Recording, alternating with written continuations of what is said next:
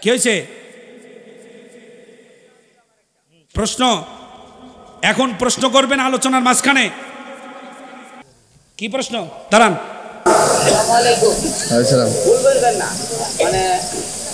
দেশে টাকা বিএনপি কোনো লুটে নেয় নাই।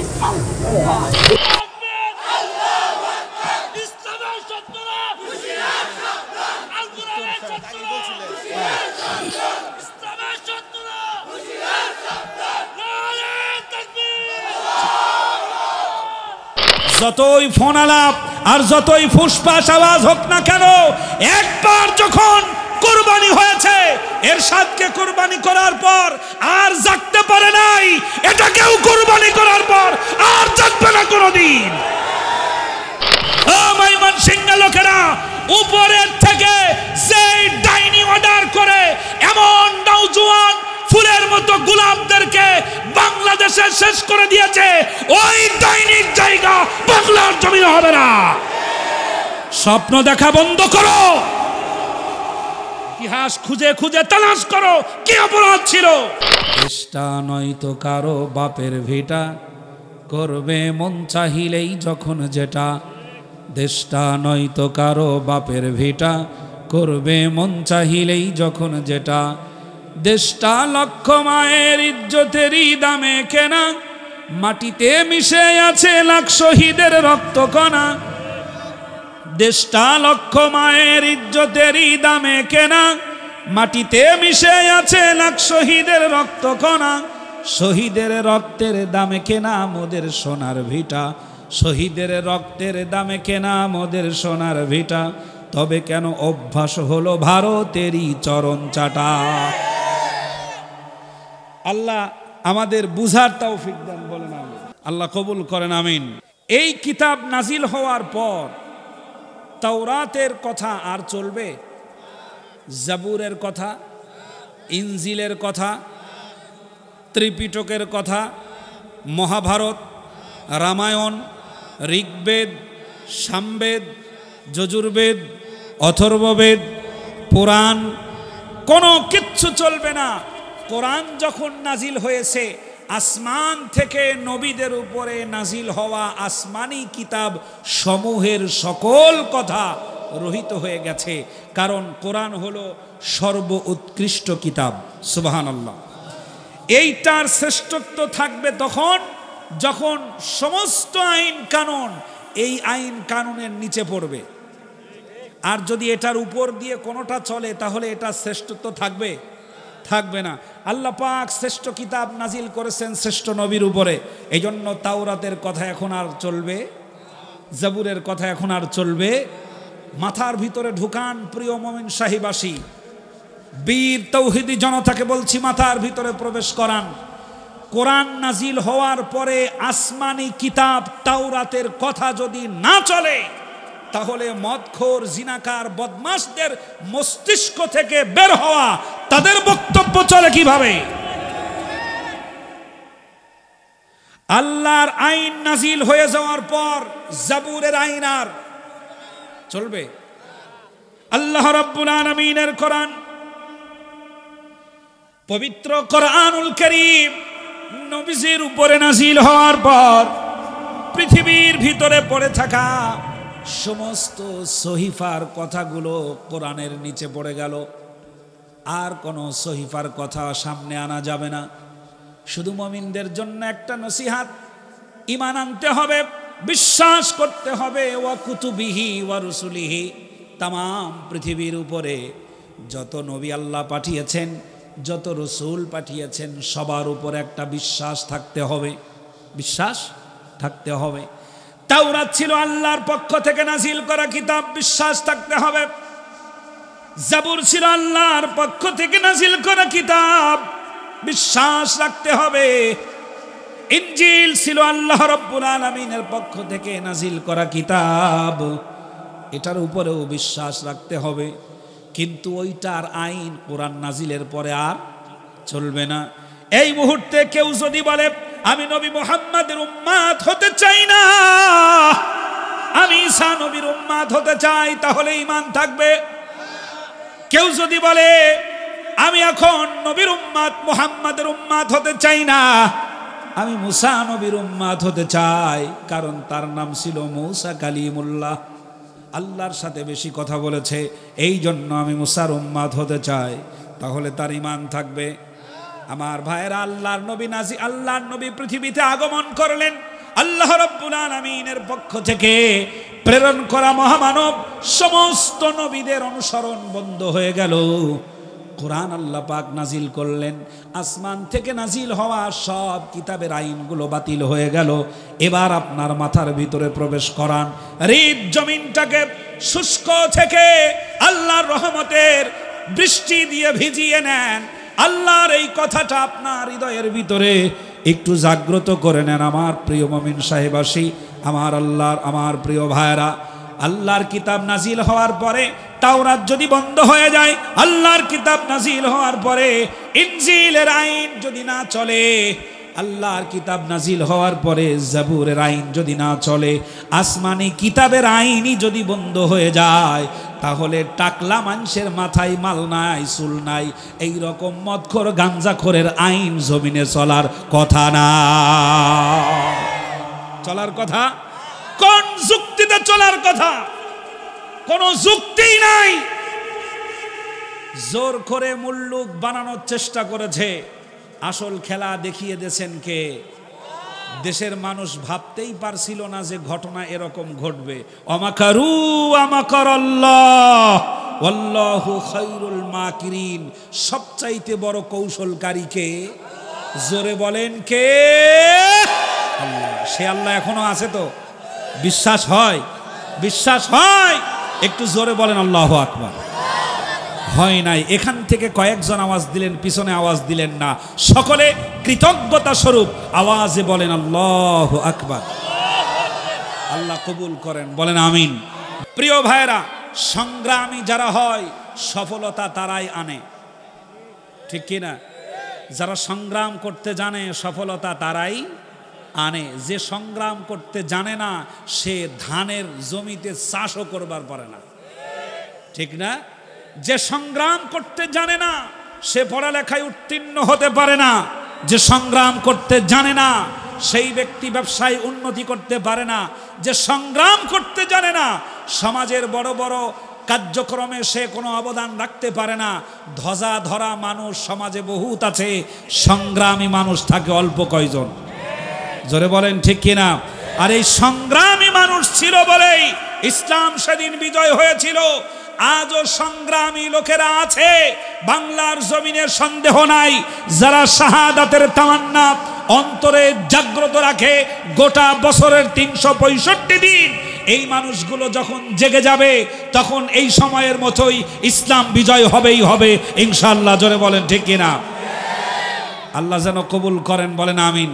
আমি আসার সময় স্টেজে ওঠার আগে আল্লাহর এক বান্দা আমার হাত ধরে দোয়া চাইলেন আর বললেন, হুজুর দোয়া করবেন আমি যেন শাহাদাতের মৃত্যু যেন আল্লাহ আমাকে নসিব করে। আমি চেহারার দিকে তাকালাম, অন্তরে মনে মনে ভাবলাম, আহারে শহীদি মরণ চাই। আল্লাহ এমন একটা ফিল্ড তৈরি করে দাও, কাফেরদের বিরুদ্ধে যুদ্ধ করে আমরা শহীদ হতে চাই। তামান্না যাদের আছে দুহাত উঁচু করে দেখান।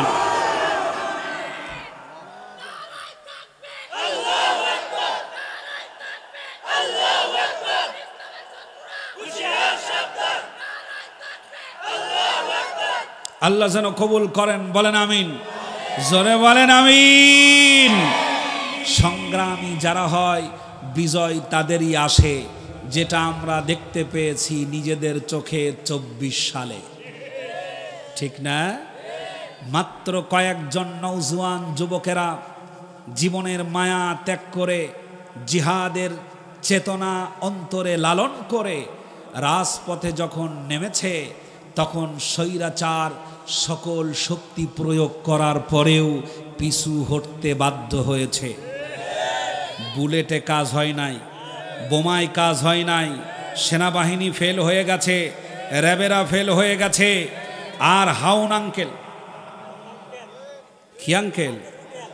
ভাতের হোটেলের চামচা হাউন আঙ্কেল, এই বদমাশরা ফেল হয়ে গেছে। বাংলাদেশে যত আয়না ঘরে লোক পাঠানো হয়েছে, যত খুন করা হয়েছে, যত গুম করা হয়েছে, এটার সাথে সবচাইতে বেশি জড়িত র্যাব আর ডিবি পুলিশ। আমি আপনাদেরকে বলছি, খবরদার, সাদা পোশাকে কেউ যদি আসে দরজার সামনে খটখট আওয়াজ করে আর বলে আমরা প্রশাসনের লোক, দড়ি দিয়ে বাইন্দা ওই লোকটার আইডেন্টিফাই যাচাই করবেন আগে।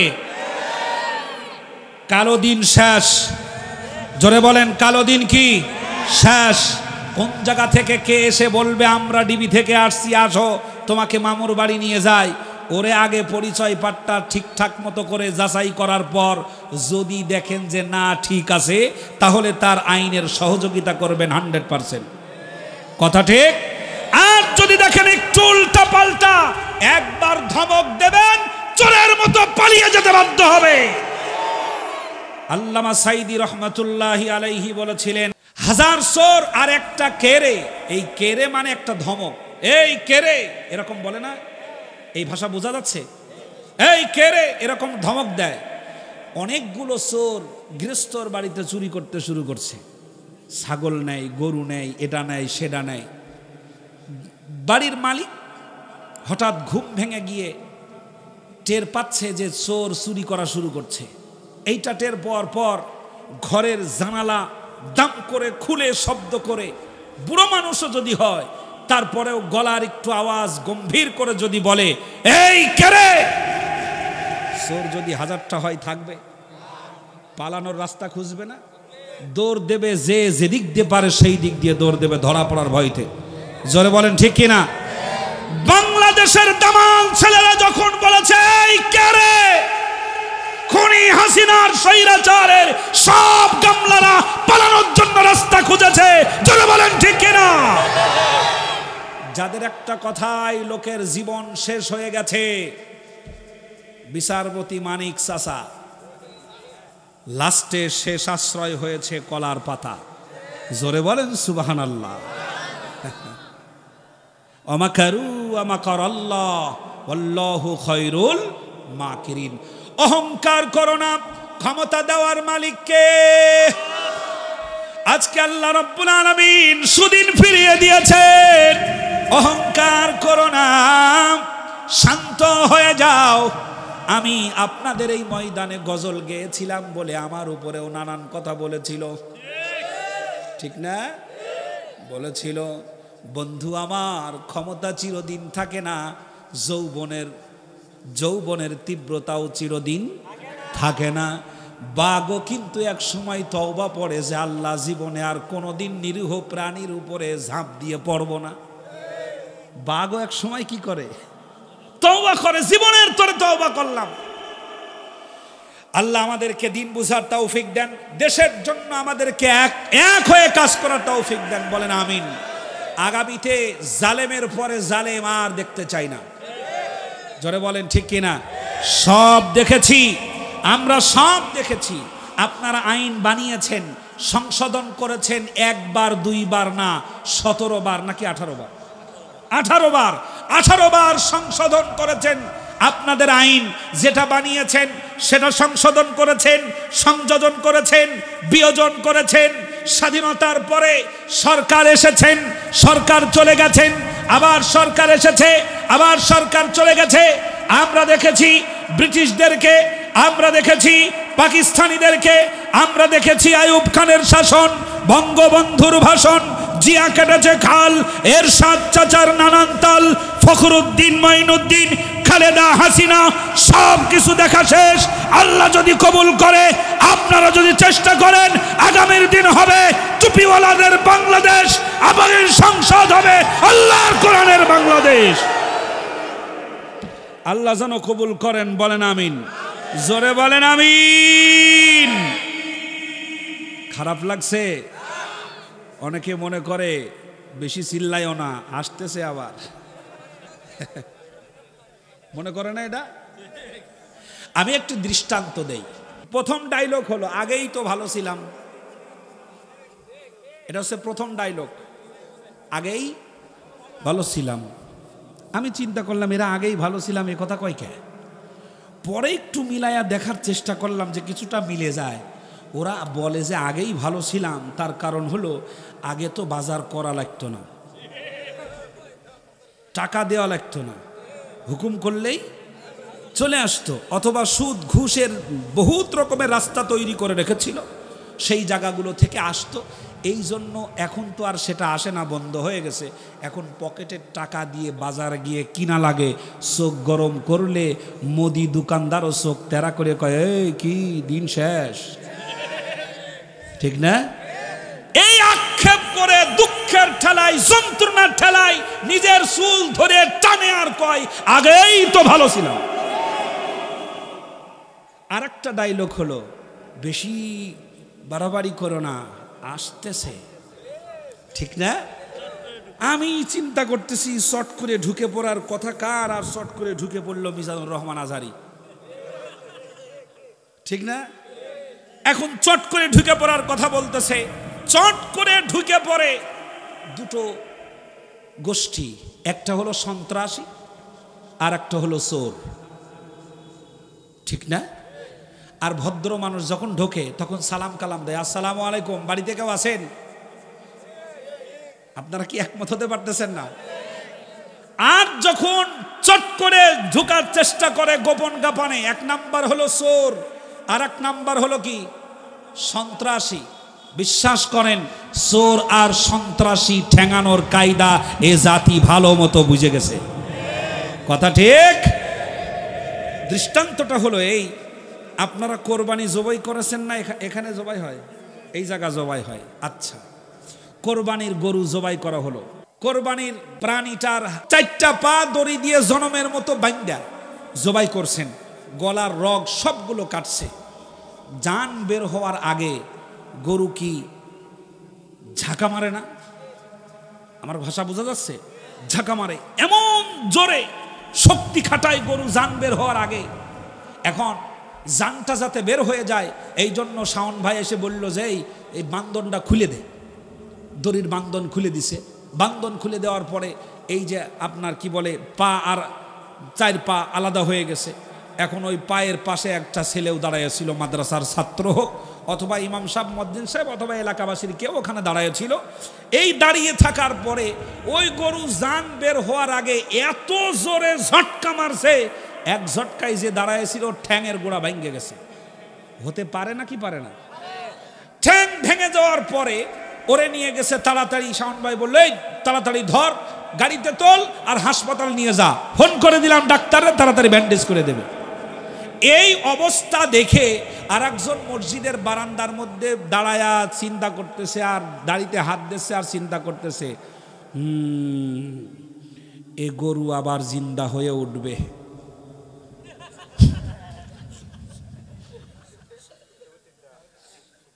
কি বিশ্বাস করবেন? বিশ্বাস করবেন? উনি চিন্তা করতেছে, জবাই করা গরু, কি সর্বনাশ, এত জোরে লাথি মারলো, ছেলেটা ঠ্যাং ভেঙে গেল। না, এই গরুর বলে আর বিশ্বাস নাই, গরু আবার জিন্দা হবে। বিশ্বাস করবেন? যদি কেউ কথা বলে বলবেন গাধা আসলি থেকে, ওর রক কাটা, সব কাটা, তারপরে আবার গরু জিন্দা হবে। এটা বুঝলি কি করে? কয় যে এই লাথি মারছে তাতে বোঝা যাচ্ছে ও এখনো বেঁচে আছে। যতই ফোন আলাপ আর যতই ফুসফাস আওয়াজ হোক না কেন, একবার যখন কুরবানি হয়েছে, এরশাদকে কুরবানি করার পর আর জাগতে পারে নাই, এটাকেও কুরবানি করার পর আর জাগবে না কোনোদিন। প্রেতাত্মারা ভালো করে শুনে নাও, নিয়াত পরিবর্তন করো আর মসজিদের মধ্যে ঢোকো। আল্লাহ যেন খুব বুঝার তৌফিক দেন, বলেন আমিন, জোরে বলেন আমিন। আমার ভাইরা, আল্লাহ রাব্বুল আলামিন বলেন, তাসিম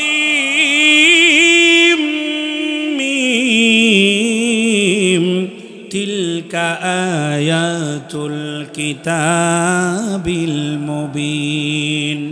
জোরে বলেন আল্লাহু আকবার। তাসিম মিম, ত সিন মিম, এইগুলোকে বলা হয় হরফে মুকাত্তাআত। কি বলা হয়? হরফে মুকাত্তাআত।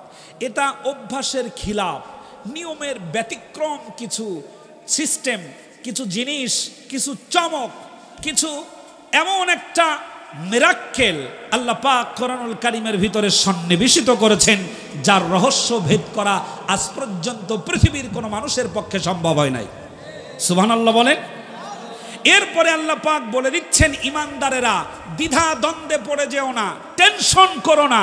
কি শুনলাম তাসিম মিম, এটা আবার কি? হয় হবে আলহামদুলিল্লাহি রাব্বিল আলামিন, নাই হবে ইন্না আতাইনাকাল কাউসার, অন্যথায় হবে কুল হুয়াল্লাহু আহাদ, ইত্যাদি ইত্যাদি হবে। তাসিম মিম কি শুনলাম? জের নাই, জবর নাই, পেশ নাই, তাসদিদ নাই, কিচ্ছু নাই, এমন খালি খালি হরফ শুনলাম। টেনশনে পড়ে গেছো? আল্লাহ পাক বললেন, তিলকা আয়াতুল কিতাবিল মুবিন, এগুলো সুস্পষ্ট তোমার রবের পক্ষ থেকে নাজিল করা আয়াত, এটাই তোমার উপরে তুমি বিশ্বাস করো, এতে কোনো সন্দেহ নাই। এটা পৃথিবীর মানুষের না, এটা তোমার রবেরই দেওয়া। জোরে বলেন সুবহানাল্লাহ। এটা কার দেওয়া? এখন আল্লাহ পাক বলছেন, ইমানদারেরা শোনো।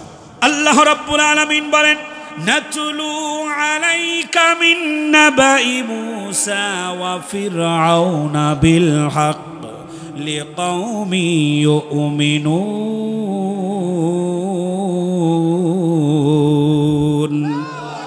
আল্লাহ রাব্বুল আলামিন বলেন, নাতলু আলাইকা মিন নাবাই মূসা ওয়া ফিরআউন।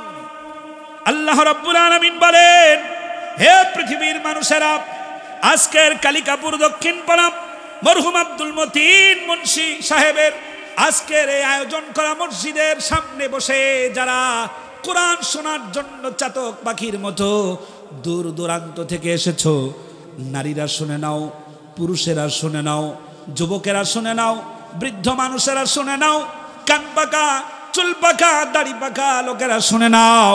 আল্লাহ রাব্বুল আলামিন বলছেন, আমি তোমাদেরকে এমন একটা ঘটনা বলবো, এমন একটা কাহিনী বলবো, এমন একটা ইতিহাস বলে দেব। জোরে বলেন সুবহানাল্লাহ।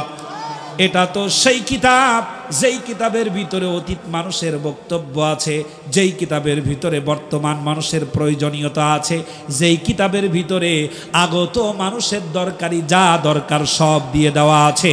জোরে জোরে বলা যাবে কি সুবহানাল্লাহ। আল্লাহ রাব্বুল আলামিন বলেন, আমি মুসা এবং ফেরাউনের কিছু কাহিনী, কিছু বৃত্তান্ত তোমাদেরকে শোনাচ্ছি। এইটা থেকে রসদ সংগ্রহ করবে তারা, এইটা থেকে শিক্ষা গ্রহণ করবে তারা, এইটা থেকে আদর্শ নিবে তারা, এইটা থেকে বুদ্ধি অর্জন করবে তারা, এই পৃথিবীর বুকে ঈমান এনেছে যারা। জোরে বলেন সুবহানাল্লাহ। আমরা কি ঈমানদার নই? বলেন, আমরা কি ঈমানদার নই? আমরা বিশ্বাস করি কাকে? জোরে বলেন, জীবনের মালিককে, হায়াতের মালিককে। এক আঙ্গুল রাইফেলের গুলির মতো আকাশের দিকে উঁচু করে বলুন, জীবনের মালিককে। আমরা ঈমান এনেছি কার উপরে? আরো জোরে উঁচু করেন, কার উপরে? হাত নামান, আল্লাহ কবুল করেন, বলেন আমিন। ঠান্ডা মাথায় এবার শোনেন, কাহিনী বলতে চাচ্ছেন কে? আল্লাহ। কার কার? মুসা আর ফেরাউন। মুসা আর ফেরাউন। আমরা ফেরাউনের দেখছি, কি কয়? ফেরাউন দেখছেন? ফটোকপি দেখছি। কি? ফেরাউনের ভূত দেখছি, ভূত, প্রেতাত্মা। হ্যাঁ, রাক্ষসীর ওই আয়না ঘরে যাইনা দেখা নিজের মুখ, গুম করেছে হাজার মানিক, কেড়ে নিয়েছে সকল সুখ। হয়নি বলে আর হবে না, সবাই বলেছে বাদ দে। লক্ষ তরুণ রাজপথে চেঁচিয়ে বলেছে ডাইনি সরাবই, হাত দে। হাত দিয়েছে, বিজয় হয়েছে, দাঁড়ানোর জায়গা পায় নাই। এটা থেকে শিক্ষা গ্রহণ করার দরকার আছে না? বান্দরের শিক্ষা গ্রহণ না করে কয় বুবু আবার আসতেছে, পাগল গাছে ধরে। আরে দাদা মরে গেলে, বাবা মরে গেলে শিক্ষা নেওয়া দরকার যে আমারও যাওয়া লাগবে। কারণ গণহত্যার মদতদাতা এরাও। ঢাকা আশুলিয়ার থানার সামনে, আমার চোখের সামনে, সকাল 10টা থেকে শুরু, গোটা বাংলাদেশ জানে, সকাল 10টা থেকে শুরু রাত 11টা পর্যন্ত বৃষ্টির মতো গুলি করে শত শত মানুষকে আহত এবং নিহত করেছে এই জানোয়ারের দল। এটার সাথে আমার একদিন ফোন দিয়ে এক পুলিশ বলতেছে, আসসালামু আলাইকুম, ফোন দিয়েছে, আমি সালাম দিছি, আসসালামু আলাইকুম, কয় ওয়ালাইকুম, আপনার নাম কি? আমারে বলতেছে। আমি জিজ্ঞেস করছি আপনি কে? কয় আমি বলতেছি আমি কে। আমি বললাম যে আগে বলেন আপনি কে। তখন বলছে আমি আইনের লোক। তখন আমি একটু মস্করা করে বললাম আমি তো আপনারাই খুঁজতেছি, আপনার নাম কি? কয় খুঁজতেছেন মানে? আমি প্রশাসনের লোক। আরে মিয়া প্রশাসনের লোকই তো খুঁজতেছি, আপনার নাম কি, কোন থানায় থাকেন? বলছে আমি পুলিশের লোক। পুলিশের লোক তো কোন থানায়? পরিচয় দিতে ভয় পান কেন? এই মিয়া আপনি কি গণহত্যার সাথে জড়িত? ফট করে লাইন কেটে দিছে। আর কয়েকবার ফোন দিয়ে আর ফোন ধরে না। পরের দিন সকালবেলা আমাদের এক ওখানকার বাংলাদেশ জামাত ইসলামের আমিরের মাধ্যমে শুনতে পেলাম ও সকালবেলা পালাইছে, ও আর দুইজন সঙ্গী নিয়ে পালাইছে। এ মাল কিন্তু এখনো ছদ্মবেশে আছে, আছে না? এখনো ছদ্মবেশে আছে না? চোখ কান খোলা রাখবেন। আইনের দোহাই দিয়ে যা খুশি তাই করার দিন শেষ। কথা নাই বার্তা নাই, আলেমদেরকে স্টেজ থেকে নামিয়ে নিয়ে গিয়ে রিমান্ডে নিয়ে নির্যাতন করে দিনের পর দিন অত্যাচার করেছে এরা। চুরি করি নাই, ডাকাতি করি নাই, বদমাশি করি নাই, ছিনতাই করি নাই, রাহাজানি করি নাই, মানুষ হত্যা করি নাই, সুইস ব্যাংকে টাকা পাচার করি নাই। চোরের মার বড় গলা যেভাবে হয় ওরা নিজেরাই চুরি করে অন্যান্য মানুষের উপরে দোষ চাপিয়ে তাদেরকে রিমান্ডে দিনের পর দিন এমন রিমান্ড করেছে, আহারে প্লাসগুলো দিয়ে হাতের নখগুলো টেনে টেনে তুলেছে। কারেন্টের প্লেটের উপরে ওলামায়ে কেরামদেরকে বলেছে পেশাব কর। ছাত্র শিবির করার অপরাধে গাছের সাথে ঝুলায়া উল্টা করে মেরেছে। টকবগে যুবককে ধরে নিয়ে গেছে, 2 দিন বাদে তাকে হুইল চেয়ারে টানতে টানতে আদালতে নিয়ে আসা হয়েছে। এ দৃশ্য আমরা দেখেছি না? আমার ভাইরা, এই কাহিনী বর্ণনা করছেন কে? জোরে বলেন কে? আল্লাহ। এবার একটু মিলানোর চেষ্টা করেন। সূরার নাম বলেছি সূরাতুল কসস। সূরার নাম কি বলেন? সূরার নাম কি? কসস। বাড়িতে গিয়ে পড়বেন, মিলাবেন, একটা একটা করে মিলে যাবে। আল্লাহ রাব্বুল আলামিন বলেন ইন্না ফিরআউনা আলা ফিল আরদি ওয়া জাআলা আহলাহা শিয়াআন ইয়াস্তাদঈফু তাইফাতাম মিনহুম ইউযাব্বিহু আবনাআহুম ওয়া ইয়াস্তাহয়ী নিসাআহুম ইন্নাহু কানা মিনাল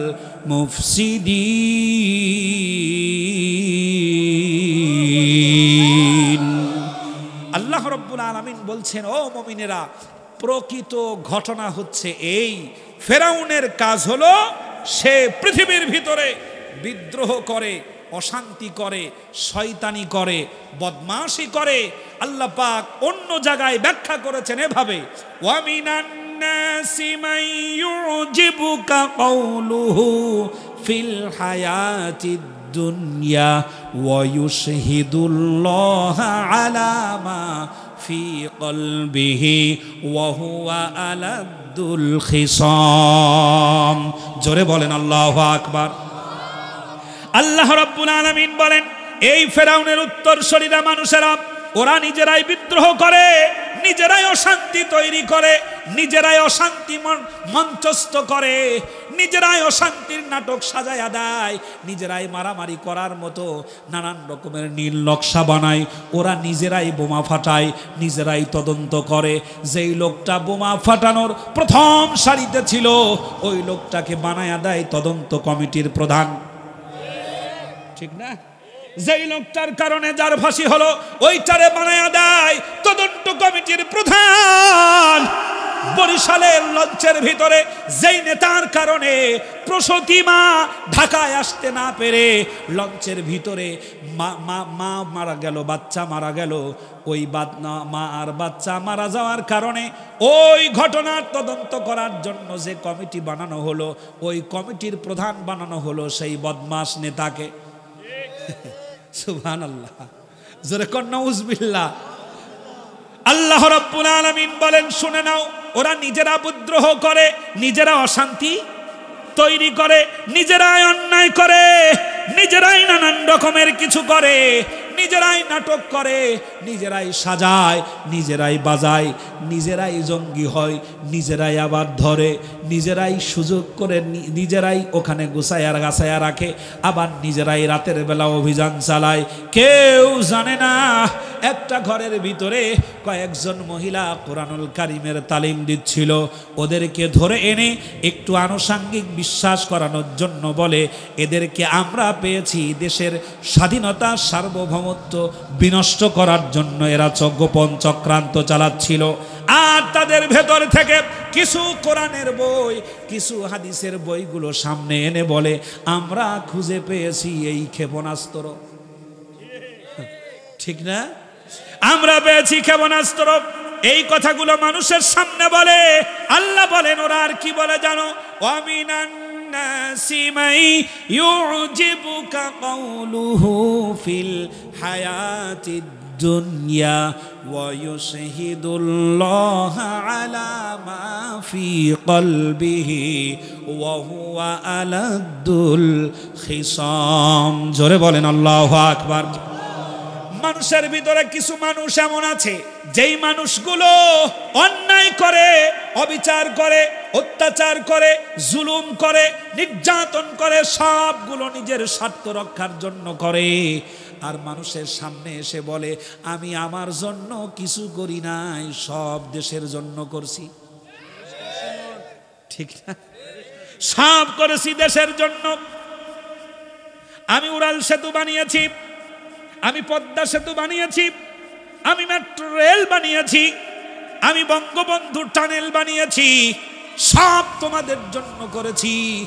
আল্লাহ রব্বুল আলামিন বলেন, আর 1000 কোটি টাকা চুরি করে বেগমপাড়ার সুইস ব্যাংকের ভিতরে রেখেছে।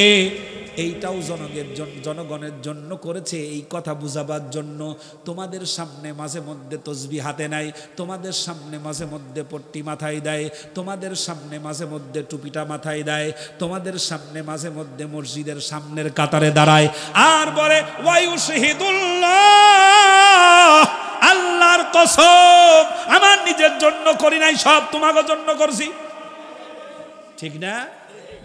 এরপরে হঠাৎ করে দেখা গেল নিজের চেয়ার ঠিক রাখার জন্য রংপুরের আবু সাইদ সহ হাজার হাজার মায়ের বুক খালি করে দিল, ছোট্ট বাচ্চা শিশুকে হত্যা করে ফেললো। আমার ভাইরা, হাজার হাজার লাশ ফেলেছিল পিলখানায়, শত শত লাশ ফেলেছে শাপলা চত্বরের আঙিনায়। কত লাশ ফেলার পরেও এই ডাইনির রক্ত পিপাসা মেটে নাই। হঠাৎ করে দেখতে পেলাম কালো একটা কাপড় পরে টেলিভিশনের সামনে লোকজনের সামনে এসে টিস্যু পেপার হাতে নিয়ে কান্দে আর বলে, আমি এটা চাইনি। বিশ্বাস করো, আমার এই শাসন আমার নিজের জন্য না, এই শাসনটা করেছি শুধুমাত্র দেশের স্বাধীনতা রক্ষার জন্য। ঠিক না? ওয়ায়ুশহিদুল্লাহ আলা মা ফি কলবিহি, বিশ্বাস করানোর জন্য বারবার আল্লাহকে সাক্ষী মানে। আমি তো আমার ছেলের জন্য কিছু করি নাই, আমি তো আমার মেয়ের জন্য কিছু করি নাই। কি আমি বলছি এ কথা? ফেরাউনের প্রেতাত্মারা এ কথা কয় নাই? আমি তো আমার জন্য কিছু করি নাই, আমি আমার ছেলের জন্য কিছু করি নাই, আমি আমার মেয়ের জন্য কিছু করি নাই, আমি আমার রাজাকার বিয়ের জন্য কিচ্ছু করি নাই। ফরিদপুরের মোশাররফ ইঞ্জিনিয়ার, বাংলাদেশে যত রাজাকার আছে, এই যে গাজীপুরের আকম, কথা কয় না, নাম কি? হ্যাঁ, উনি ছিল কি কি কি জানি, মুক্তিযোদ্ধা মন্ত্রণালয়ের মন্ত্রী। আমি একবার গাজীপুরের এক মাদ্রাসায় গেলাম মাহফিলে, কথা শুনতেছেন? গাজীপুরে মাদ্রাসায় একটা হাফিজি মাদ্রাসার মাহফিলে গেলাম, উনি ছিলেন প্রধান অতিথি। সেই সময় আমি আলোচনা করার মাঝামাঝিতে চলে আসলো, আর 3 বছর ধরে আমার আলোচনা তো শুনতেছেন স্টেট কাট। আলোচনার মাঝখানে যখন আসছে তখন কি টপিকস পাল্টানো সম্ভব? কারণ শ্রোতারাও তো ওইভাবে তৈরি হয়ে আছে। আমি আমার টপিকস না পাল্টিয়ে আমি আমার হিম্মত আর সাহস নিয়ে আল্লাহর উপরে ভরসা করে আমার বক্তব্য চালিয়ে গেছি। উনি শুনেছে 45 মিনিট, বেটা ওঠে না। আমি চিন্তা করলাম সর্বনাশ, সে কি তওবা করে আসতে বসছে, ওঠেই না। মাহফিল শেষ, এবার উনি বক্তব্য দেওয়ার পরে বললেন, সুন্দর বয়ান হয়েছে, এমন যুক্তি তর্ক সহ তথ্য উপাত্ত সহ আলোচনা আমাদের সমাজে হওয়া উচিত। খাবার খাওয়ার পরে যখন চলে আসলাম তখন হাফেজ সাহেব কাঁদতেছে আর বলছে, হুজুর আমার চাকরি গেছে, আর ওই শয়তানটা বলে গেছে গাজীপুরের ভিতরে এই লোক যেন আর না আসে। ওয়ায়ুশহিদুল্লাহ আলা মা ফি কলবিহি, আল্লাহকে বিশ্বাস করায়া জনগণকে একদিকে বিশ্বাস করানোর চেষ্টা করলো, ভিতরে কাম করলো অন্যটা। কতক্ষণ ঠিক না? ভিতরে কাম করলো অন্যটা। সব কিছু জনগণকে বিশ্বাস করানোর জন্য বলে, আমি আমার জন্য কিছু করিনি, ছেলের জন্য করিনি, মেয়ের জন্য করিনি, কারোর জন্য কিচ্ছু করি নাই। মাঝখান দিয়ে দেখলাম হাজার হাজার কোটি টাকা বাংলাদেশ থেকে ওপারে পাড়ি জমায়ে সব চলে গেছে সুইস ব্যাংকে। এখন এক একজন এক একটা বাড়ি করেছে। ওরে খোদা, কয়েকদিন আগে ফেসবুকে দেখলাম এক শয়তানের বাড়ি বানাইছে 680টা। হ্যাঁ, 680টা বাড়ি। আমি চিন্তা করলাম 680টা বাড়ি, ও মরবে কোন বাড়িতে তা আল্লাহই ভালো জানে। কওমি মাদ্রাসায় যারা ছাত্র এখানে আছেন, কওমিতে আছেন না কেউ? পান্দেনামা আত্মার পড়েছেন? পান্দেনামা, এই পান্দেনামা হযরত শেখ ফরিদউদ্দিন আত্তার রহমাতুল্লাহি আলাইহে, তিনি ছিলেন আতরের ব্যাপারী। আতর বিক্রি করতেন। আতর বিক্রি করতেন যখন, তখন আতরের দোকান সাজিয়ে বসে আছে। এক মুরব্বী এসে আতরের দোকানের দিকে তাকায় আছে। আর শেখ ফরিদ বলছেন, এই বেটা আতর নিবা? কয় না। তা আতর নিবা না তাহলে দোকানের সামনে খামাখা ভিড় জমাইছো কেন, ভাগো। বলছে না, আমি দেখতেছি তোমার মরণ হবে কেমনে। হঠাৎ করে উল্টো পাল্টা কথা বললি মেজাজ খারাপ হয় না? এমনিতেই ব্যবসা বাণিজ্য ভালো না, আবার মরণ নিয়ে তুমি চিন্তা হয়। তোমার চিন্তা করবার কইছে কিনা? তোমার মরণ যেমনে হবে আমার মরণও তেমনে হবে। এই রকম কথা বলার পর তখন ওই লোকটা বলছে, না ভাই, আমি দেখতে পাচ্ছি প্রত্যেকটি আতরের শিশির ভিতরে তোমার রূহ ভাগ করা। এ যে কবে এক জায়গায় হবে আর কবে তোমার মরণ হবে তা আল্লাহই ভালো জানে। এই কথা বলে তাকে একটু সতর্ক করার চেষ্টা করলেন। শেখ ফরিদউদ্দিন আত্তার রহমাতুল্লাহি আলাইহি ওইখান থেকে দিনের পথে পুরো জীবনটা চালিয়ে দিলেন। এমন কিতাব লিখলেন, পান্দেনামা আত্তারের প্রত্যেকটি লাইন কোনো না কোনো হাদিস অথবা আয়াতের সাথে সম্পূর্ণ সংযুক্ত। আমার ভাইরা, এইভাবে করে 680টা যে বাড়ি বানাইছে, ও মরবে কোন বাড়ি? হ্যাঁ, আল্লাহ ভালো জানে। আরে আমাদের জন্য উনি নিজের জন্য কিছু করে না, নিজের জন্য কিছু, খবরদার বদনাম করে না, নিজের জন্য কিছু করে না, সব করেছে কার জন্য? জনগণের জন্য। কি মজার কথা, আল্লাহ রাব্বুল আলামিন বলেন, ওদের কাম হলো বিদ্রোহ করা আর মানুষকে ভুল বোঝানো। মানুষের সামনে এসে আল্লাহকে সাক্ষী রেখে বুঝিয়ে বুঝিয়ে বলে, আমি আমার জন্য কিছু করি না। এত সন্তান মারা গেল, ছোট্ট বাচ্চাটা মারা গেল, ছোট্ট ছোট্ট শিশুরা চোখের পানি ফেললো, যাদের চোখের পানি দেখলে পরে নিজের চোখের পানি আটকানো যায় না। আয়না ঘর বানিয়ে সিলেটের ইলিয়াস, ঠিক না? আয়না ঘর বানিয়ে সিলেটের ইলিয়াস, সাংবাদিক যারা ছিল তাদের বক্তব্য এমন, গলার ভিতরে মুখের ভিতরে পলিথিন দিয়া, পলিথিন পেঁচায়া মেরে সাগরে লাশ ভাসিয়ে দিল। ছোট্ট বাচ্চাটা আব্বা আব্বা বলে কাঁদতে লাগলো, এমন কান্নাকাটি করতেছে। আর প্রধানমন্ত্রীর কাছে সেই সময়ে তার কাছে গিয়ে সাহায্য চাচ্ছে আর বলছে, আমার বাবাকে ফিরিয়ে দেন। উনি তদন্ত করার বাহানা করলো, সব কিছু জনগণের জন্য করেছে। আর চট্টগ্রাম নাকি কক্সবাজার কোন জায়গার জন্য আকরাম হোসেন, কোন জায়গার এটা? আকরাম হত্যা, ইউটিউবে সার্চ দিবেন, কক্সবাজারের আকরাম কি যেন, উনি সম্ভবত কমিশনার না চেয়ারম্যান ছিল, চেয়ারম্যান আকরাম হোসেন। আমি যেদিন প্রথম শুনেছি কলিজাটা কেঁপে উঠেছে। ছোট্ট বাচ্চা, এই হাউন আঙ্কেল ডিবি পুলিশের দলের লোকেরা তারে ধরে নিয়ে গেল। ধরে নিয়ে যাওয়ার পরে তার ছোট্ট মেয়েটা ফোন দিয়ে বলছে, আব্বু, ও জানে যে ওরা আমাকে আর বাঁচায়া রাখবে না। মেয়েটার সাথে কথা বলছে, আমি অমুক জায়গায় যাচ্ছি। মেয়ে বলছে, আব্বু তাড়াতাড়ি আসবা, আমি তোমার সঙ্গে খাবো। ছোট্ট বাচ্চা মেয়ের কথায় তার চোখের পানি ধরে রাখতে পারে না। ওপার থেকে ছোট্ট মেয়েটি বলছে, আব্বা আপনি কাঁদছেন কেন, কোথায় যাচ্ছেন? আর কথা বলতে পারে না। কিছুক্ষণ পর হাত আর পা বেঁধে গুলির আওয়াজ ফোনের ওপর প্রান্ত থেকে শোনা যায়। এমন একটা গুগানির আওয়াজ দেয়, জান বেরোনোর যন্ত্রণা যেন সহ্য হচ্ছে না। ওপাশ থেকে টেলিফোনে, মোবাইল ফোনে তার স্ত্রী বারবার চিল্লায়া চিল্লায় বলছে, ভাই কমিশনারের কাছে দেন, আমার স্বামীকে মারবেন না, আমার স্বামী বড় নিরপরাধ, আমার স্বামী কিচ্ছু করে নাই, আমার স্বামীকে আপনারা দয়া করে মারবেন না। ইউটিউবে সার্চ দিয়ে শুনবেন, গায়ের লোম দাঁড়িয়ে যাবে। এমন মানুষদেরকে হত্যা করেছে নিজেদের স্বার্থে, আর মানুষের সামনে এসে বলেছে সব তোমাকে জন্য করছি। জোরে বলেন ঠিক কিনা? এখনো যারা বলে আপা ফিরে আসবে, আমরাও সালাম দেওয়ার জন্য বসে আছি। আই দেখি কোন পথ দিয়ে আসবি, চিল্লায় বলেন ঠিক কিনা? শহীদ তিতুমিরের বাস হাতে করে কাফের বেঈমান নাস্তিক মুরতাদদের উত্তরসূরি ভারতের ৫,০০০ দালালকে বর্ডার পার করে বাংলার জমিনে দাঁড়াতে দেব না। যারা রাজি আছেন তো হাত উঁচু করে দেখান।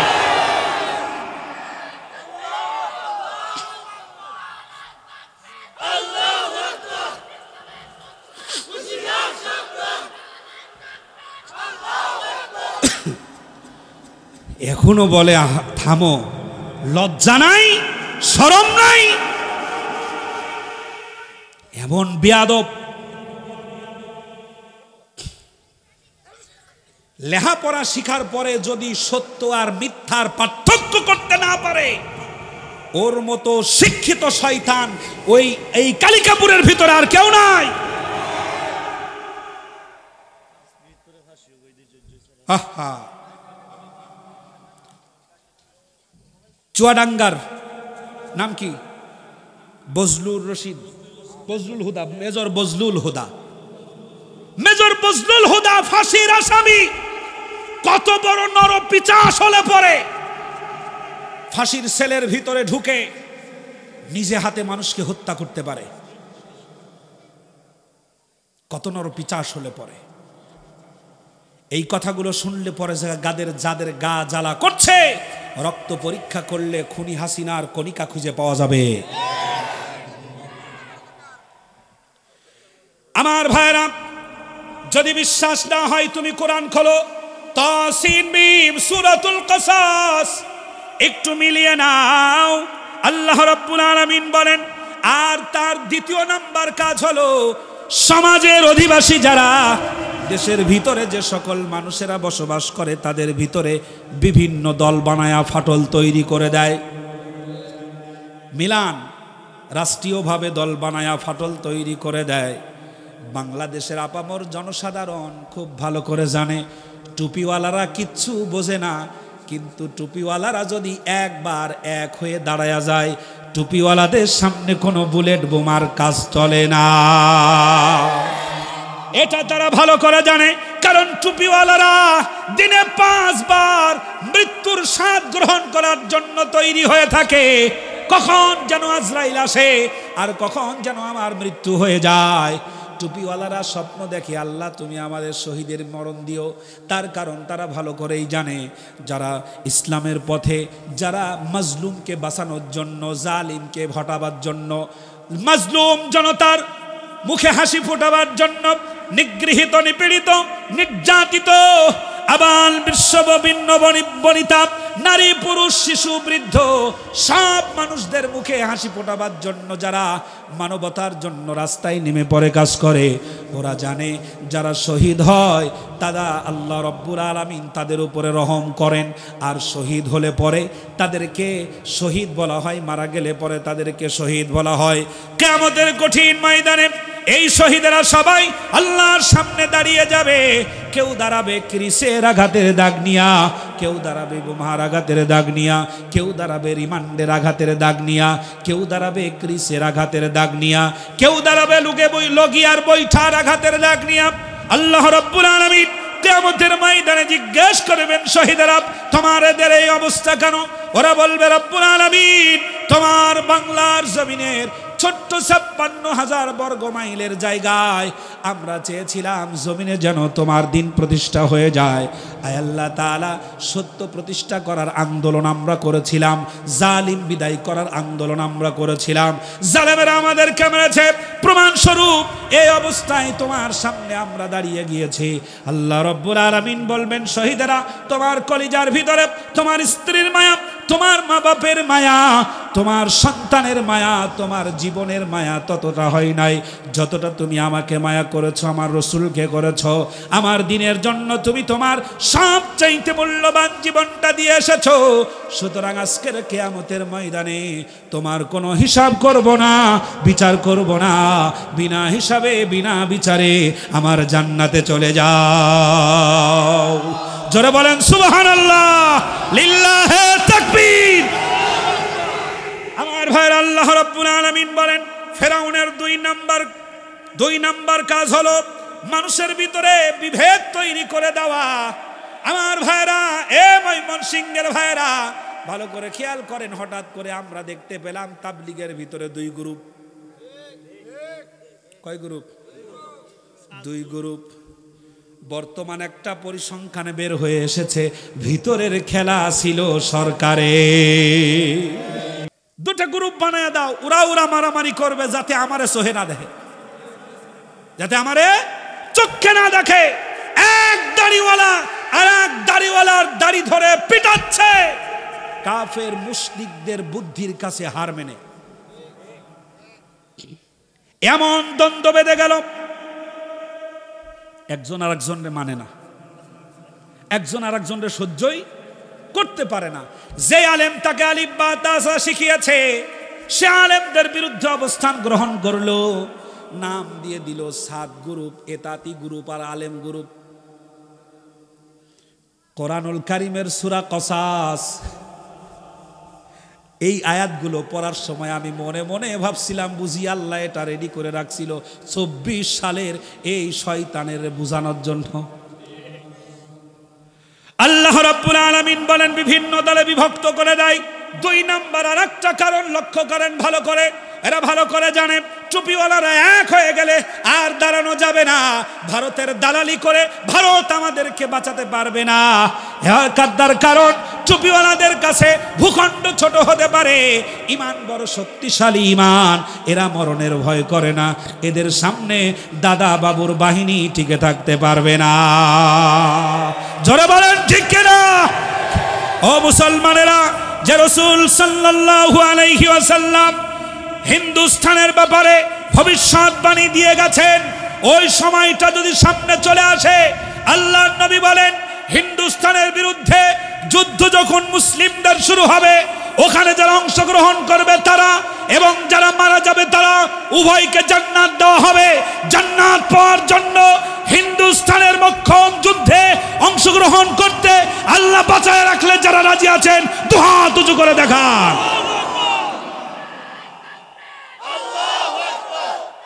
হাত উঁচু করুন। আল কোরআনের আলো, ইসলামের শত্রুরা জিহাদ জিহাদ জিহাদ চাই, জিহাদ জিহাদ জিহাদ চাই। নারায়ে তাকবীর। এমন হুঙ্কার দিবেন শয়তান যেন বর্ডার পার হয়ে দিল্লি পালায়। আল্লাহর ওলি বলছিল না, সময় আসবে এমন পালাবার জন্য। এখন দেখি বিসিও থাকে না। আমার ভাইরা, 2 নাম্বার হলো মানুষের ভিতরে বিভক্ত তৈরি করা। একটু মিলান। হঠাৎ করে ওলামায়ে কেরাম যখন এক কাতারে শামিল হব খেলতেছে, এমন সময় বাংলাদেশ জামাত ইসলামীর উপরে এমন অত্যাচার নির্যাতন শুরু করে দিয়েছে, অত্যাচার নির্যাতনের স্টিম রোলার চালাইয়া দিল। ঘর থেকে ধরে নিয়ে তাদেরকে হত্যা করা শুরু করলো, মামলার আসামি বানানো শুরু করলো। ওরে এক নামাজি আর এক নামাজি ধর্ম অবমাননার মামলা করে থানায় গিয়া, ঠিক না? এইভাবে করে মামলা করে করে মানুষদেরকে একত্রিত করল, মানুষদেরকে কণ্ঠাসা করে ফেললো। আর কিছু ওলামায়ে কেরাম তাদেরকে একত্রিত করে বলল, আসো বাবাজিরা, আমরা তোমাদের দাওরা হাদিসের সার্টিফিকেটটাকে মাস্টার্সের মান দেব। এটা ছিল রাজনৈতিক খেলা। কার? দৌত্তরি ফেরাউনের। জোরে বলেন কার? ফেরাউনের। আমি কার কার গল্প করতেছি? ফেরাউনের। জোরে বলেন কার? ফেরাউনের। এটা ছিল ফেরাউনের কর্ম। ওলামায়ে কেরামদেরকে এক দলদেরকে ফাঁসি দিচ্ছে আর বলছে এরা দেশদ্রোহী। কি বলছে? এরা দেশদ্রোহী, এদেরকে যেখানে পাও সেখানে ঠ্যাঙ্গাও, জনমের মতো মারবা, মারলে পারে যেন তাদের চাকরির প্রমোশন। মারলে যত মারবে তত প্রমোশন, যত মারবে তত প্রমোশন, ঠিক কিনা? জোরে বলেন ঠিক কিনা? বিপ্লব কুমার, তোমারে আমরা খুঁজতাছি, তোমার আমরা খুঁজতেছি। অপরাধের লিস্ট বিশাল বড় লম্বা। বাংলাদেশের যে কোনো প্রান্তে লোকেরা পাবে, তোমারে সালাম কালাম একটু দেবে। কথা ঠিক? আমার ভাইরা, ওনাদেরকে একত্রিত করা হলো। আল্লামা আহমদ শফি রহমাতুল্লাহি আলাইহিকে মুরব্বী মানুষকে সামনে বসায়া শেষ জীবনে তাকেও ফাঁসাবার জন্য নানান রকমের চেষ্টা চালালো। আমাদের কুষ্টিয়ার কুলাঙ্গার হাসানুল হক ইনু, আর একটা কুলাঙ্গার আবু কি জানি মাহবুবুল আলম হানিফ, কোনে যে গেছে মসজিদে এলান দিয়েও পাচ্ছি না। তেতুল হুজুর নাম দিল। আহারে, ওলামায়ে কেরামদের নাম ব্যঙ্গ করলো। বিশ্বাস করুন, পৃথিবীর বুকে ইসলাম, কোরআন, ওলামায়ে কেরাম আর ইসলামী আন্দোলনের কর্মীদের বিরুদ্ধে যারা কথা বলে ওরা সুসন্তান নয়, জারদ সন্তান ছাড়া কিচ্ছু হতে পারে না। এ জারদ সন্তান ময়মনসিংহে আছে না নাই? জোরে বলেন আছে না নাই? সময় আসবে এমন তোমাদেরকে ধরবে আর সালাম দেবে। ফেরাউনের 2 নম্বর কাম হলো মানুষের ভিতরে এক দলকে লাঞ্ছিত করা আর এক দলকে সম্মানিত করা। কওমি ওলামায়ে কেরামদেরকে ডাকা হলো, দাওরা হাদিস, দাওরা পাস, এই সার্টিফিকেটটাকে আমরা মাস্টার্সের মান দেব। মান দিয়ে দেওয়াও হলো। আর কিছু মানুষ পাগলের মতো শাপলা চত্বরের তাজা রক্তের গন্ধ ভুলে গিয়ে বলে দিল, তুমি আমাদের কওমি জননী। আমি কি ভুল বলছি? এটাও যে ছিল রাজনৈতিক খেলা, আমরা ওই সময় ধরতে পারি নাই। এটা ছিল রাজনৈতিক খেলা। এক আলেম আর এক আলেমের শত্রু বানায় দেওয়া ছিল ফেরাউনের 2 নম্বর পরিকল্পনা। এই পরিকল্পনা ছিল কার? ওই যে নিজের শাসন ব্যবস্থার আয়ত্ত ভূমিতে বিদ্রোহ তৈরি করে, মানুষের মধ্যে মানুষের ফাসল তৈরি করে। আমার ভাইরা, আল্লাহ রাব্বুল আলামিন বলেন, এক দলকে তারা লাঞ্ছিত করলো, আর এক দলকে তারা হত্যা করলো, আর এক দলের সন্তানদেরকে ধরে ধরে তারা মেরে ফেললো, সাজ্জাদের সন্তানদেরকে ধরে ধরে মেরে ফেললো। এইটা আমি মিলানোর জন্য চেষ্টা করতে করতে শেষ পর্যন্ত দেখলাম বাংলাদেশে একটা ছাত্রদেরকেই সবচাইতে বেশি মারা হয়েছে, তার নাম হলো বাংলাদেশ ইসলামী ছাত্র শিবির। ইউদাব্বিহুনা আবনাআকুম ওয়া ইস্তাহয়ুনা নিসাআকুম ওয়া ফি যালিকুম, জোরে বলেন আল্লাহু আকবার।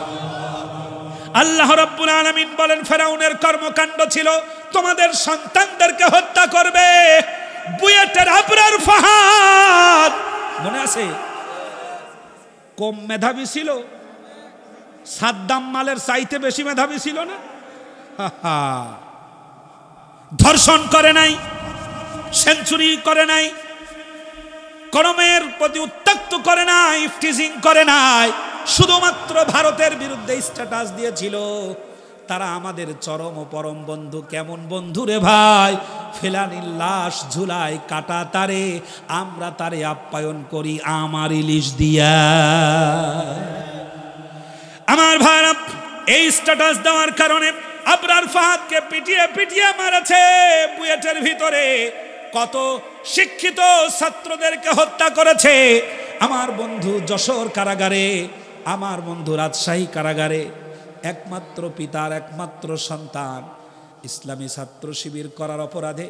ইসলামী ছাত্র শিবির কারা করে, কি কারণে করে, তাদের কার্যক্রম কি, পিছনে পিছনে ঘুরে ঘুরে একবার তাকায়া দেখো বন্ধু।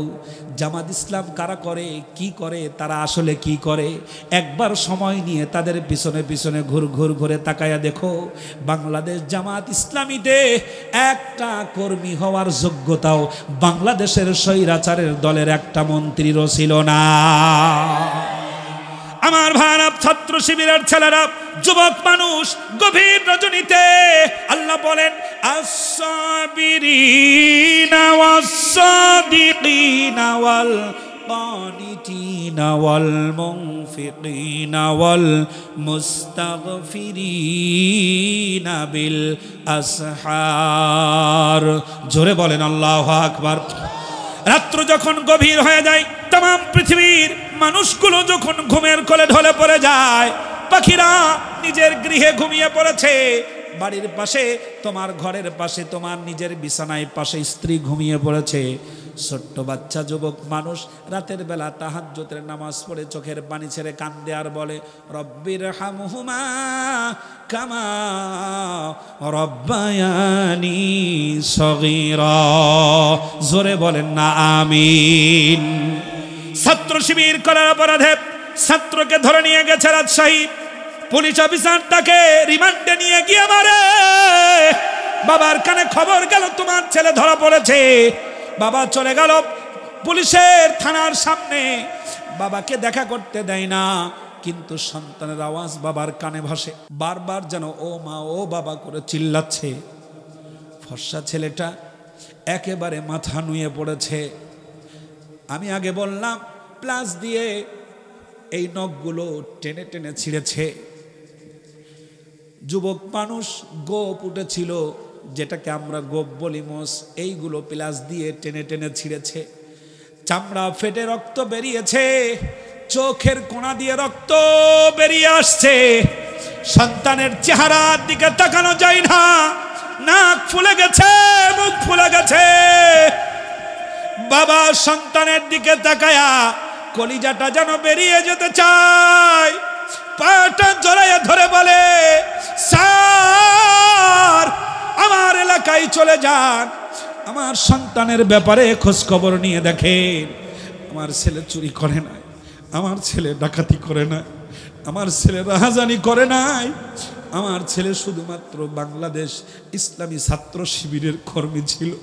রাতের বেলা তাহাজ্জুদের নামাজ আদায় করে আমি জানি না, ও যে ইসলামী সাহিত্য পড়ে আমি জানি না, কোরআনের তাফসীর পড়ে আমি জানি না। স্যার এটাই যদি অপরাধ হয় আপনি কত টাকা চান বলেন না, আমি আমার কলিজা বিক্রি করে হলেও আপনার ডিমান্ড মিটাবো, আমার সন্তানকে ছেড়ে দেয়। এই লোকটা উত্তর দিয়েছে ভাই আমিও একজন বাবা, আমার কলিজাও কাঁপে আপনার সন্তানের কান্না দেখে, কিন্তু আমার কিচ্ছু করার নাই, সব উপরের অর্ডার, ঠিক না? ও ময়মনসিংহ লোকেরা, উপরের থেকে সেই ডাইনি অর্ডার করে এমন নওজোয়ান ফুলের মতো গোলাপদেরকে বাংলাদেশে শেষ করে দিয়েছে, ওই ডাইনির জায়গা বাংলার জমিনে হবে না। স্বপ্ন দেখা বন্ধ করো, ইতিহাস খুঁজে খুঁজে তালাশ করো কি অপরাধ ছিল। খুব শিখেছো, খুব দেখেছো, আহারে মায়া কান্না। উনি যেমন অভিনয় করে কান্দে, নেতা কর্মীরা অভিনয় করে কান্দে। একটা দেখি কয় আপা আপা আপা আপা আপা আপা আপা, কে ঠিক না? আপা কইতে কইতে মুখ দিয়ে ফেনা তুলে ফেলাচ্ছে, পাম কারে কয়। আল্লাহ জাতিকে হেফাজত করেন, বলেন আমিন। প্রত্যেকেই আমরা এদেশের নাগরিক, কারোর প্রতি আমাদের কোনো মূলত অভিযোগ নাই। আসুন আমরা অন্যায়ের বিরোধিতা করি, ন্যায়ের পক্ষে দাঁড়িয়ে যাই। কথা বলেন ঠিক কিনা? যেখানে অন্যায় সেটার সাথে আমাদের কোনো সম্পর্ক, যেটা নেই সেটার সাথে আমরা জুড়ে মিলে থাকবো ইনশাল্লাহ, সে যেই হোক। কথা বলেন ঠিক কিনা? আমি কি অন্যায় আবদার করেছি? আমার ভাইরা, আল্লাহ রাব্বুল আলামিন বলেন ফেরাউনের 2 নাম্বার 3 নাম্বার পরিকল্পনা হলো তাদের সন্তানদেরকে হত্যা করে দেয়। যেই সন্তানগুলো সবচাইতে মেধাবী তাদের উপরে সরকারের নজর ছিল সবচাইতে বেশি। যারা ভালো মেধাবী তাদের মূল্যায়ন কখনো করা হয় নাই, যারা মেধাবী না তাদেরকে মূল্যায়ন করা হয়েছে। আমার ভাইয়েরা, ছাত্রদেরকে জিজ্ঞেস করা হয়, বাবা বলো তো জিপিএ 5 মানে কি? বলছে না? জিপিএ 5 মানে কি? এই কথা বলার পরে ছাত্র বলছে এখন মনে পড়তেছে না। সুবহানাল্লাহ। ও বলতেছে বলো তো তুমি কি এসএসসি পাস করছো? কয় জি ভাই। এসএসসি এর অর্থ কি? আবার বলছে তুমি কি পাস করছো? কয় আমি ইন্টার। ইন্টারের মিনিংসটা একটু ভালো করে কও তো। বলছে এইচএসসি। জিজ্ঞেস করছে বলো এইচএসসি এর অর্থ কি? বলবে তো হায়ার সেকেন্ডারি সার্টিফিকেট। তা না কয়ে কয় কি জানি মনে পড়তেছে না। ছাত্র ঠিক না শিক্ষক ঠিক ছিল? কোনটা? একটাও ঠিক নাই। জোরে কোন ঠিক কিনা? একটাও ঠিক নাই। এমন শিক্ষকদেরকে দিয়ে স্কুল চালিয়েছে, কলেজ চালিয়েছে, ভার্সিটি চালিয়েছে, তাদেরকে দিয়েই সব নাটাই ঘুরিয়েছে। মেধাবী যারা তারা চান্সই পায় নাই। লাস্টে গিয়ে যত পরিকল্পনা করেছে একটার পর একটা খালি ভুলই হয়েছে। কথা কন ঠিক কিনা? এই ফেরাউনের মার দেবে আল্লাহ, একটু পরে লক্ষ্য করে। মার যদি আল্লাহ দেয় তাহলে কিছু করার থাকে না। মানুষ বুঝতেও পারে না। ঘুম থেকে ঘুমানোর সময় দেখে একরকম, ঘুম থেকে জাগার পরে দেখে আর এক রকম। এ মায়ের কার? আল্লাহর। জোরে বলেন মায়েরটা কার? আল্লাহ। নিজের গাড়ির উপরে নিবেন না। ইসলামের শত্রুদেরকে বলছি, পালা রে পালা, জলদি পালা, নইলে তোদের গলে ঝুলবে তালা। পালা রে পালা, জলদি পালা, নইলে তোদের গলে ঝুলবে তালা। হক আসছে, বাতিল তো কাঁপছে, ছিনিয়ে নেবে ওরা জয়ের মালা। পালা রে পালা, জলদি পালা, নইলে তোদের গলে ঝুলবে তালা। এতটুকুন গাওয়া যাবে? একটু আওয়াজে বলেন তো, যুবক ভাইরা আছেন একটু পিছন থেকে আওয়াজ দেবেন। পালা রে পালা, জলদি পালা, নইলে তোদের গলে ঝুলবে তালা। জোরে পালা রে পালা।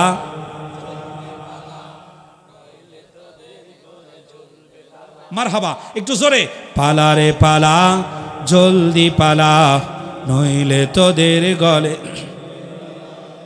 ইতিহাস থেকে যারা শিক্ষা নেয় না তাদের কপালে এমনই হয়। পরের কথাই শুধু করে নাচানাচি, মেশক দেখে পায় কামানের ভয়। ইতিহাস থেকে যারা শিক্ষা নেয় না তাদের কপালে এমনই হয়। পরের কথাই শুধু করে নাচানাচি, মেশক দেখে পায় কামানের ভয়। তোদের পিছনে দরজা খোলা আছে, পৈতা ধুতি নিয়ে জলদি পালা। পালা রে পালা, জলদি পালা। আরো আছে বুদ্ধিজীবী আছে না কিছু? বুদ্ধি বেছে যারা পেট চালায়, গান গায় বিদেশি প্রভুদের। বিনা ঘুমে স্বপ্ন দেখে এদেশটা হয়ে যাবে ভারতের। জোরে বলেন ঠিক কিনা? বুদ্ধি বেছে যারা পেট চালায়, গান গায় বিদেশি প্রভুদের। বিনা ঘুমে স্বপ্ন দেখে এদেশটা হয়ে যাবে ভারতের। ওদের মগজে পছন্দ ধরেছে তাই আবোল তাবোলেই কথা বলা। পালা রে পালা, জলদি পালা, নইলে তোদের গল। একবার জোরে জোরে বলা যাবে কি মারহাবা? আমার প্রিয় ভাইয়েরা লক্ষ্য করেন, আল্লাহ রব্বুল আলামিন বলছেন তার কাম হলো এই, সে ছেলেদেরকে হত্যা করে আর বাঁচায় রাখে কাদেরকে? এই জন্য আমার দেশের নারীরা আন্দোলন করার সাহস পায় বেশি, ঠিক না? পুরুষের কোনো মর্যাদা নাই, আছে? পুরুষের কোনো মর্যাদা নাই। নারীরা সব দিকে এগিয়ে, ওদিকে সরকারি দল নারী, বিরোধী দল নারী, স্পিকার নারী। আমরা তো আর সইতে না পারি, কথা কোন ঠিক কিনা? তারপরে চিন্তা করলাম যে এরা এত লাফায় কেন? পরে গিয়ে দেখি ওইটার স্বামী নাই, ওইটা বিয়ে করে নাই, ওইটা বিধবা, ওটা বিয়ে বিশ্বাসই করে না, সব করি কুলাঙ্গার। এইগুলাই নারী আন্দোলনের সামনে থাকে, এগুলো নারী আন্দোলনের সামনে থাকে। দীপু মনি কি ঠিক না? বাজে কথা বলছি নাকি সত্যতা আছে? সত্য শোনার পরে গায়ে যদি জ্বালা ধরে তাহলে বুঝে নিও মাল রক্তের মধ্যে ঝামেলা আছে, কথা কন ঠিক কিনা? আমি এই কথাটা আরেকবার বলে দিই, এক লোকের রক্ত লাগবে, কি লাগবে? রক্তের গ্রুপ কি? ও নেগেটিভ। কথা শুনতেছেন? রক্তের গ্রুপ কি? ও নেগেটিভ। ও নেগেটিভ রক্ত কি সহজে খুঁজে পাওয়া যায়? সর্বনাশ, খুঁজতে খুঁজতে খুঁজতে খুঁজতে শাওন ভাইয়ের বাড়ির পাশে পাওয়া গেছে একজনের রক্তের গ্রুপ ও নেগেটিভ, কিন্তু বেচারি বেকায়দা কিপটা। আপনারা কি করেন এদিকে? আমার কথা বুঝছুন? কথা কন না করে। মাশাল্লাহ মাশাল্লাহ, আমিও ময়মনসিংহের ভাষা পুরাটা পারি না, মাঝে মধ্যে পারি আর কি। এই আমাদের মসজিদের সামনে এক দোকানদার আছে, মাঝে মাঝে কয় আসসালামু আলাইকুম হুজুর, কাইছুন? তা আমি আবার এরকম করে কায়েলছি, ঠিক আছে নাই? আপনারা কি কন কাইছুন? আমার শাওন ভাই কয় হুজুর কাইবান। মাশাল্লাহ, ভাষার মধ্যে সৌন্দর্য কে দিয়েছেন? একটু জোরে বলেন না, কে দিয়েছেন? যেই সুন্দর করে বসে আছেন আল্লাহ পাক আপনাদের ইজ্জত বাড়িয়ে দেন। আমি হৃদয়ের গভীর থেকে ভালোবাসার চাদর বিছিয়ে দিলাম সকল মতাদর্শের মানুষদের জন্য বলছি, প্রিয় ভাইয়েরা, কোরআনের জন্য আল্লাহ পাকের দরবারে কোনো একদিনের আমল যদি কবুল হয়ে থাকে সেইটার ওসিলায় আল্লাহ আপনাদের সবার সম্মান বাড়িয়ে দেন। জোরে বলেন আমিন।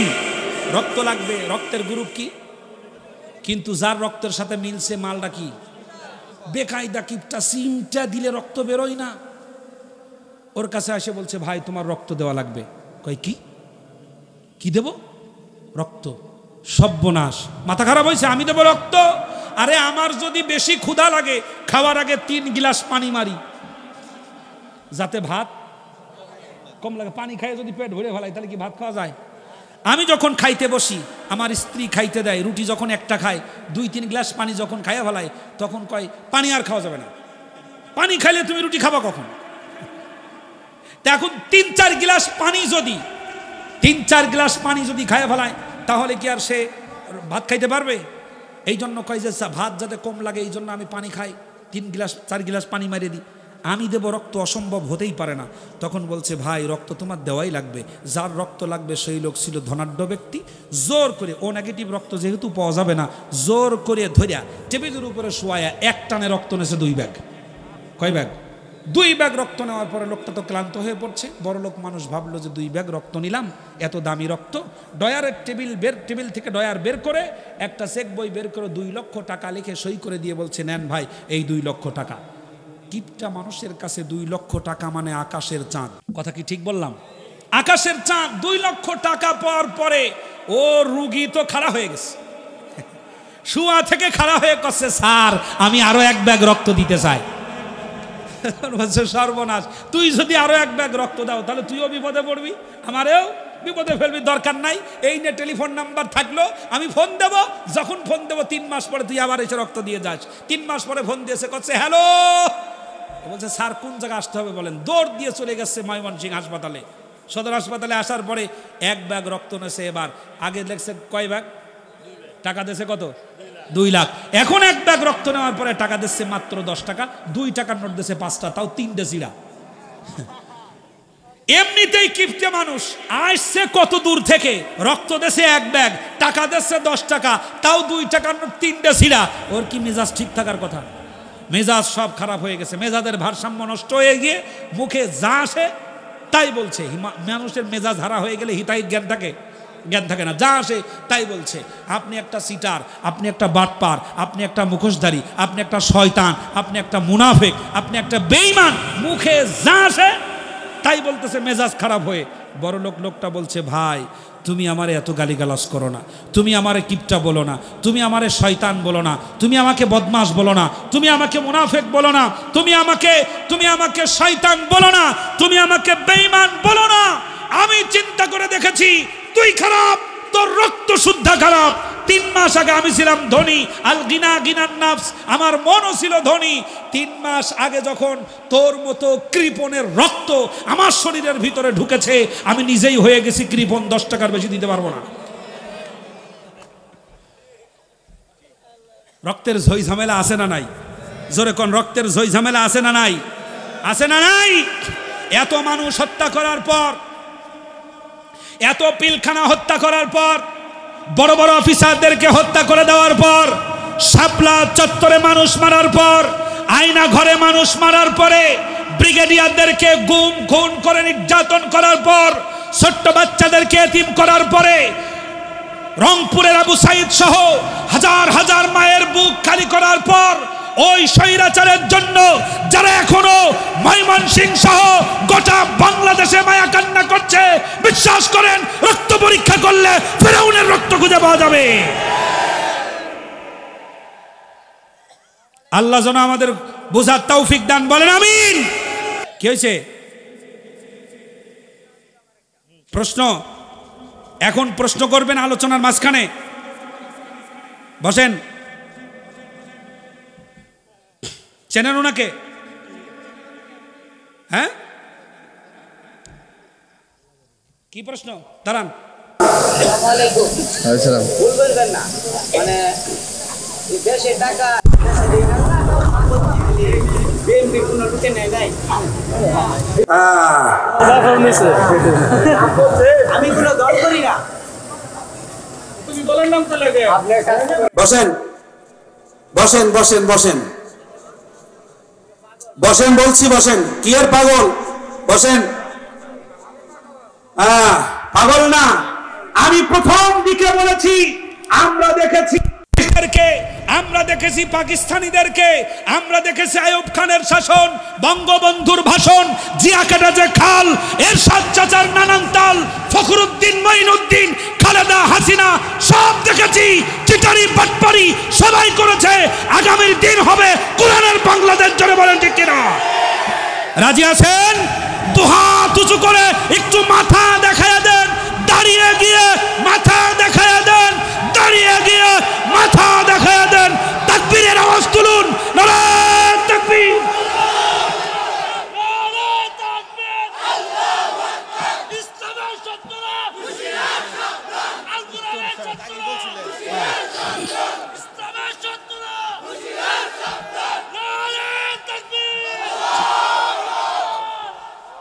মাগো আমায় দাও পরিয়ে যুদ্ধে যাবার সাজ, বন্ধুরা যে চেয়ে আছে আমার পানে আজ। মাগো আমায় দাও সাজিয়ে যুদ্ধে যাবার সাজ, বন্ধুরা যে চেয়ে আছে আমার পানে আজ। একবার জোরে জোরে বলা যাবে কি মারহাবা? আমার ভাইয়েরা, মনে কষ্ট পাওয়ার কোনো কারণ নাই। আল্লাহ আপনাদের কবুল করেন, বলেন আমিন। জোরে বলেন আমিন।